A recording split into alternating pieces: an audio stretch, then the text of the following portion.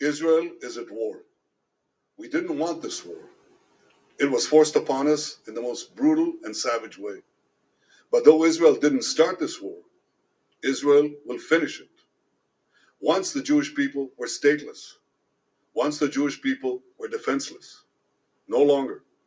Hamas will understand that by attacking us, they've made a mistake of historic proportions. We will exact a price that will be remembered by them and Israel's other enemies for decades to come.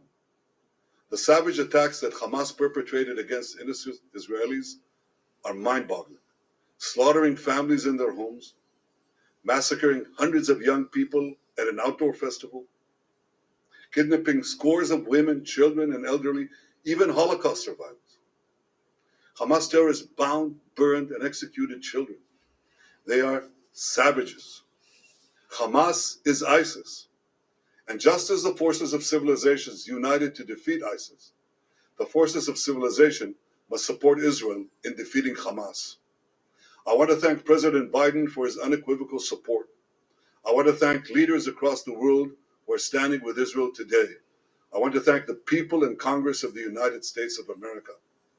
In fighting Hamas, Israel is not only fighting for its own people, it is fighting for every country that stands against barbarism. Israel will win this war. And when Israel wins, the entire civilized world wins. Hello, Joe.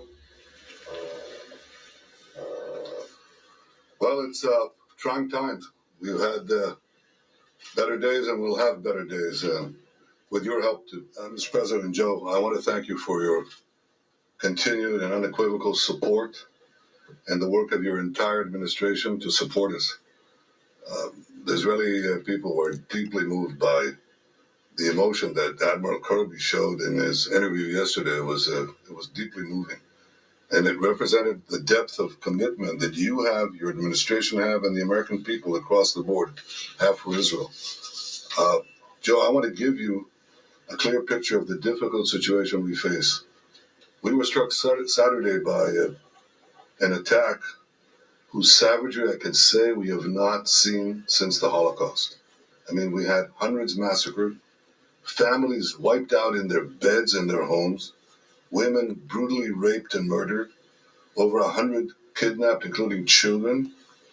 And since we last spoke, the extent of this evil, it's only gotten worse. They took dozens of children, bound them up, burned them, and executed them. Wow. They beheaded soldiers. They mowed down these youngsters who came to a nature festival and just like put 5 jeeps around a depression in the soil, and like Baba Yara, they mowed them down. Making sure that they killed everybody. We've never seen such savagery in the history of the state, and they're even worse than ISIS. They're even worse than ISIS, and we need to treat them as such. Okay, I'm about to play this clip that just came out. It's October 12th right now as I'm recording, but I wanted to play this clip that from President Biden affirms his support for Israel. And at 8 minutes and 28 seconds, this is what he said. Catch that. 8 minutes and 28 seconds. Romans 8:28. Just listen to this, y'all. So deeply about this. It's not about the region. I truly believe, were there no Israel, no Jew in the world would be ultimately safe. It's the only ultimate guarantee.